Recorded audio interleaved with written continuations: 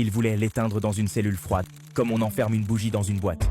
Mais sa voix a fini par réveiller le monde entier. Mesdames et messieurs, aujourd'hui, je ne vous parle pas d'un président, ni d'un prix Nobel.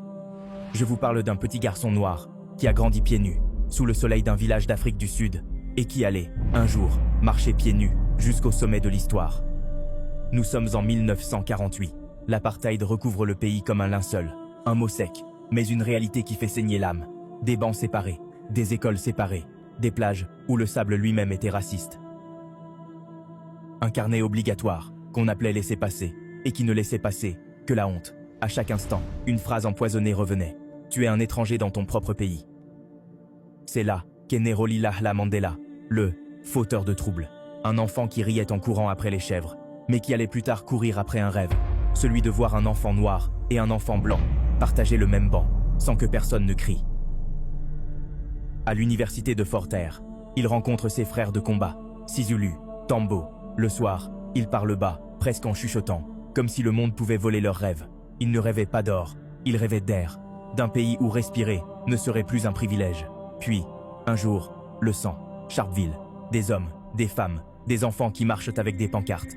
Puis le claquement sec des fusils, des corps qui tombent, des mères qui crient, en serrant des petits corps sans vie. 69 innocents étendus sur le sol, certains le dos criblé de balles. Ce jour-là, Mandela comprend que les larmes ne suffisent plus. Il fonde la lance de la nation. Pas pour tuer, pas pour se venger, mais pour rappeler au régime que même un esclave peut se redresser.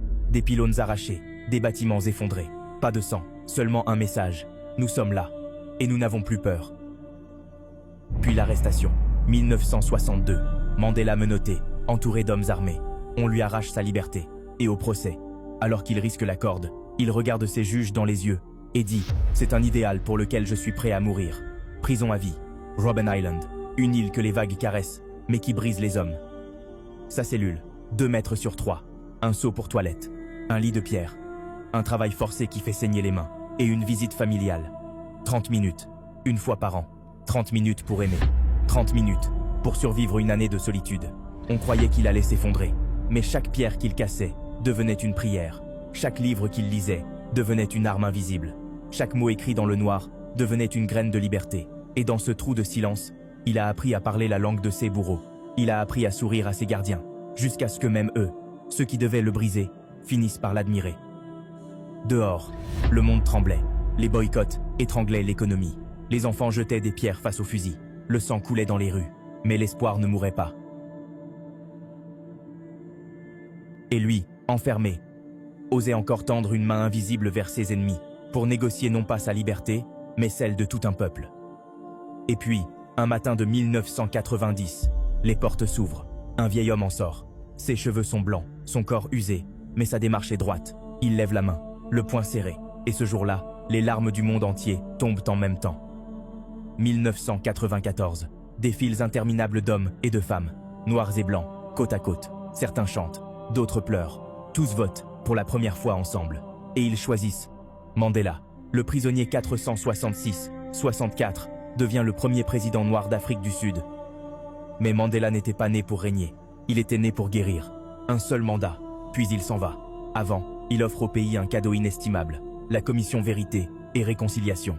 Un endroit où les bourreaux parlaient, où les victimes parlaient. Pas pour oublier, mais pour que la douleur devienne mémoire, et non poison. Et dans un stade immense, Mandela enfile le maillot vert des Springboks, l'équipe symbole des oppresseurs. Et ce jour-là, un pays entier, blanc et noir, scande son nom d'une seule voix, comme si, enfin, ils avaient appris à respirer ensemble. Alors, que retenir? Que la liberté n'est jamais donnée. Elle se vole, elle se paye au prix fort. Que la souffrance peut plier un dos, mais jamais une âme. Que pardonner, ce n'est pas effacer. C'est choisir de ne plus être prisonnier de sa propre haine. Et que le vrai pouvoir, ce n'est pas d'imposer sa volonté, mais de laisser derrière soi un monde capable d'aimer encore. Moi, je ne fais que raconter. À toi maintenant, de savoir si tu veux écouter ton cœur battre ou le laisser se taire.